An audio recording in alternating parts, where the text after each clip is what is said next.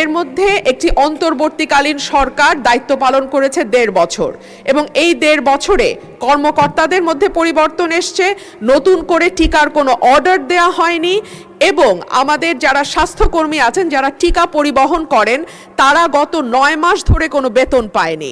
মাননীয় মন্ত্রী, আমরা এখন 2030 সালের মধ্যে টেকসই উন্নয়ন লক্ষ্যমাত্রা এসডিজি অর্জনের পথে হাঁটছি। তখন হাম বা মেজলস ভাইরাসের পুনরায় প্রাদুর্ভাব আমাদের সেই লক্ষ্য অর্জনকে বড় ধরনের প্রশ্নের মুখে দাঁড় করিয়েছে। গবেষণায় দেখা গেছে হাম কেবল একটি ভাইরাস নয়, এটি একটি ইমিউন অ্যামনেশিয়া তৈরি করে, অর্থাৎ একবার হাম আক্রান্ত হলে শিশুর শরীরের রোগ প্রতিরোধ ক্ষমতা বছরের পর বছর দুর্বল থাকে, যার ফলে সে অন্য কোনো সাধারণ রোগেও মারা যেতে পারে। মাননীয় মন্ত্রী, আমি তথ্যের ভিত্তিতে কিছু বিষয় আপনার সামনে তুলে ধরতে চাই। টিকা গ্রহণ বনাম বাস্তবতা। বিশ্ব স্বাস্থ্য সংস্থা হুয়ের মতে একটি জনপদে হামের মহামারী রুখতে হলে 95% বেশি শিশুকে 2 ডোজ MR টিকা দিতে হয়। কিন্তু করোনা পরবর্তী সময়ে আমাদের নিয়মিত টিকাদান কর্মসূচিতে যে গ্যাপ তৈরি হয়েছে তার সুযোগ নিচ্ছে এই ভাইরাস।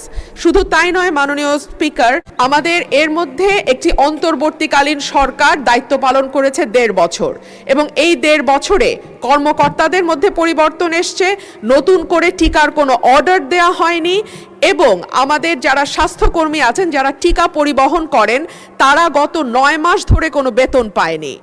দেখা গেছে আমাদের প্রায় 35টি জেলাতে 45% স্বাস্থ্যকর্মীর বা টিকাদান কর্মসূচিতে যারা যুক্ত এরকম কোনো কর্মীর নিয়োগ বা তাদের অভাব আছে।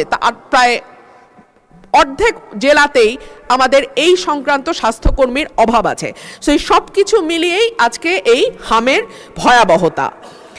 আন্তর্জাতিক সতর্কতা বলছে, সম্প্রতি ইউনিসেফ এবং WHO সতর্ক করেছে বিশ্বজুড়ে হামের সংক্রমণ 79% বৃদ্ধি পেয়েছে। বাংলাদেশেও তার ঢেউ এসছে, বিশেষ করে ঢাকা এবং তার পার্শ্ববর্তী এলাকা এবং ঘনবসতিপূর্ণ শহরের বস্তিগুলো, যেখানে একটা ঘরে অনেক বেশি সংখ্যক লোক থাকে এবং একটা ঘরের সঙ্গে আরেকটা ঘরের কোনো দূরত্বই নাই, সেই জায়গাগুলো এখন হামের হটস্পটে পরিণত হয়েছে। স্বাস্থ্যমন্ত্রী মহোদয়কে আমি অনুরোধ করব যে তিনি সরাসরি মাঠ পর্যায়ের প্রকৃত চিত্র এবং টিকার মজুদ ও বিতরণের পরিসংখ্যান এই মহান সংসদে পেশ করবেন।